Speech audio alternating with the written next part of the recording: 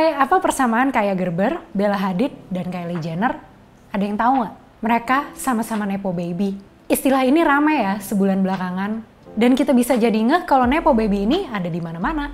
Di edisi kali ini kita akan bahas definisi Nepo Baby dan dampak keberadaan mereka. Silahkan subscribe YouTube Tirto dan follow Instagramnya biar kamu nggak ketinggalan info-info yang menarik dan tentunya relate buat kita semua.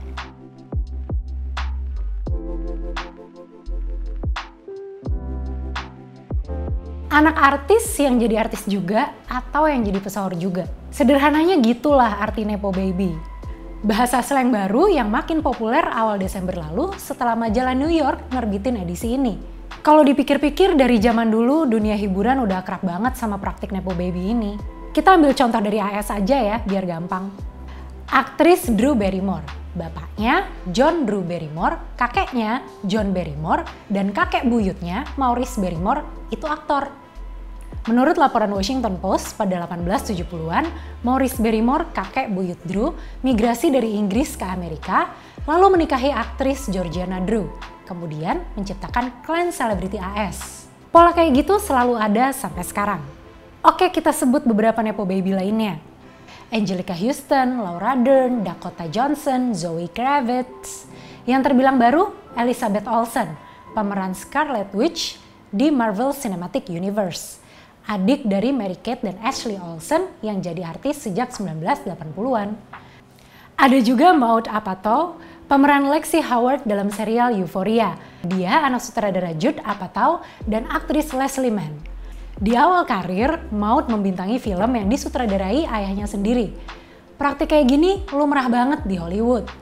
Satu lagi, Maya Hawke, pemeran Robin Buckley dalam Stranger Things. Maya adalah anak Ethan Hawke dan Uma Thurman. Kalau mau dihitung berapa banyak Nepo Baby di AS, mungkin ribet juga saking banyaknya. Vulture pernah mencoba ngerangkum beberapa Hollywood Nepo Baby. Segitu aja udah berasa infinite scroll. Dan gak cuma di AS aja, Nepo Baby ini juga terjadi di negara lain.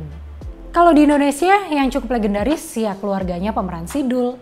Rano Karno dan adiknya, Suti Karno, adalah anak dari aktor Soekarno M. Nur. Ada juga Gading Martin, anak Roy Martin. Dan seterusnya, bisa nggak habis-habis kalau disebut satu persatu. Di satu sisi, keberadaan Nepo Baby ini mencerminkan ketimpangan dalam industri hiburan. Yang bisa dengan mudah masuk industri adalah mereka yang punya privilege. Kita ambil kasus di AS ya, gak semua orang di Amerika punya akses untuk berinteraksi dengan orang-orang di industri Hollywood. Kalau kata Fran Lebowitz, aktris dan penulis, akses adalah kunci masuk dunia hiburan. Nepo Baby jelas punya kunci itu. Sayangnya nggak semua orang mau mengakui privilege-nya, apapun itu alasannya. Dan ini yang jadi masalah. Menurut laporan Vulture, Lily Rose Depp, anak Johnny Depp dan Vanessa Paradis, pernah ngerasa nggak nyaman kalau ada yang anggap jalannya di industri hiburan lancar karena pengaruh nama orang tua. Faktanya, Lily Rose pertama main film pada usia 15. Di film itu dia main bareng ayahnya. Setahun kemudian Lily Rose jadi model brand kecantikan Chanel. Waktu itu ibunya juga jadi model untuk brand yang sama. Keberadaan Nepo Baby ini jadi marketing yang bagus untuk dunia hiburan. Ketika jadi bintang, followers sudah pasti bisa banyak. Orang akan tertarik dengan fakta bahwa mereka anak selebritas ternama. Otomatis nggak usah susah-susah memulai engagement. Vulture juga melaporkan kalau artis agency di AS selalu menyediakan slot untuk mengcasting Nepo Baby. Terlepas dari bagus atau enggak aktingnya nanti. Itu jadi contoh jelas soal privilege di industri hiburan.